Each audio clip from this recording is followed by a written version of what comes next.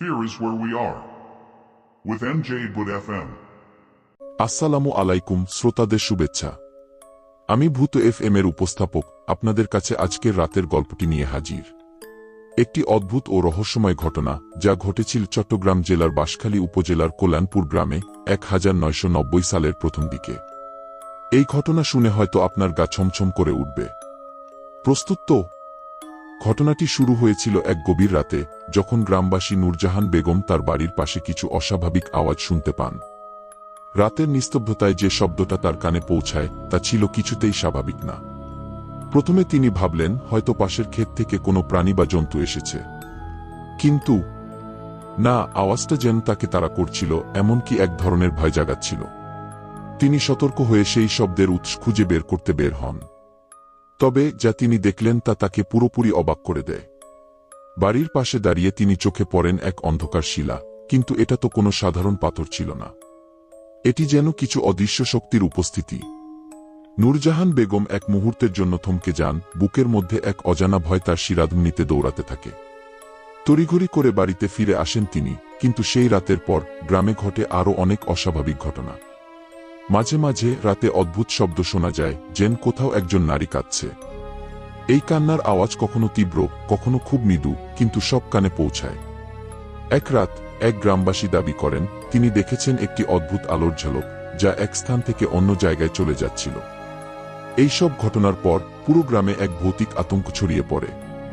কিছু লোক তাদের বাড়ি ছেড়ে অন্যত্র চলে যায়, আর যারা রয়ে গিয়েছিলেন তারা দিনের পর দিন দোয়া পড়তে শুরু করেন। কিন্তু সবচেয়ে ভীতিকর বিষয় ছিল, গ্রামের প্রবীণরা বলছিলেন যে বহু বছর আগে সেখানে এক পুরনো গ্রাম্য মহিলা মারা গিয়েছিলেন। তার জীবন ছিল অনেকটা রহস্যময়, অসম্পূর্ণ ও কষ্টকর। মানুষরা বিশ্বাস করত তার মৃত্যুর পরেও সেই মহিলার আত্মা ওই এলাকায় বিরাজ করছে, যেন কিছু অপূর্ণতা পূর্ণ করতে চাইছে। এই বিশ্বাস গ্রামে ভয়াবহ আতঙ্ক সৃষ্টি করে। কেউ কেউ বলছিল ওই মহিলার আত্মাই এসব ঘটনা ঘটাচ্ছে। এই ঘটনার পর পুরো গ্রামের মানুষের মনে এক নতুন বিশ্বাস জন্ম নেয়। ভয়, আতঙ্ক সবকিছু যেন মিশে গিয়ে ভয়াবহ রূপ নিয়েছিল। ভূত এফএম এর শ্রোতারা, আমরা এমন অনেক ভৌতিক রহস্যের সাক্ষী হয়েছি। তবে এই ঘটনা কিছুটা ভিন্ন। এটি শুধু এক ভৌতিক ঘটনার কথা নয়, এটি একটি বিশ্বাস, একটি আতঙ্কের গল্প যা আজও সে গ্রামে জীবন্ত। আরও অনেক অদ্ভুত ও রহস্যময় ঘটনার বিস্তারিত জানাতে আমরা আবারও ফিরে আসব। তাই আমাদের সাথে থাকুন এবং আপনার গা শিউরে ওঠা গল্পের জন্য প্রস্তুত থাকুন। ভূত এফএম, ভয়ে, রহস্যে আর সত্যি ঘটনা দিয়ে আপনাদের পাশে। Fear is where we are. With MJ Wood FM. বাংলাদেশের ভৌতিক সত্য ঘটনা, সিলেটের ডোংরার হাউস। আসসালামু আলাইকুম, ভূত এফএম এ আপনাদের আবার স্বাগতম জানাচ্ছি।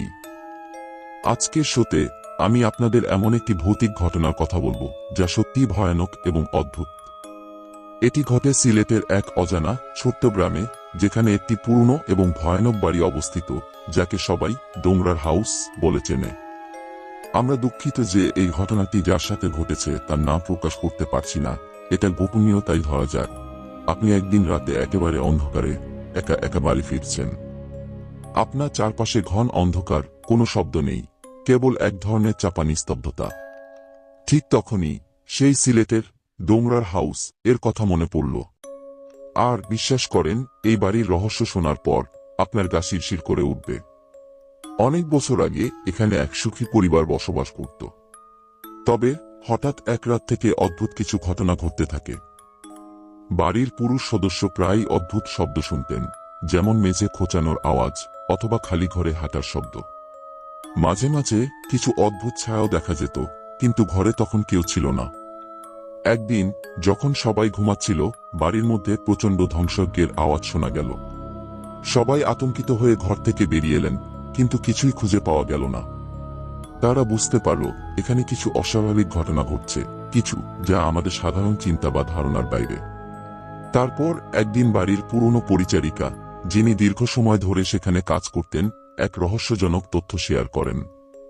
তিনি জানান এখানে এক ব্যবসায়ী পরিবার ছিল, ধনী, প্রভাবশালী, কিন্তু একদিন তারা নিখোঁজ হয়ে যায়। এই রহস্যের কোনো সমাধান আজও পাওয়া যায়নি।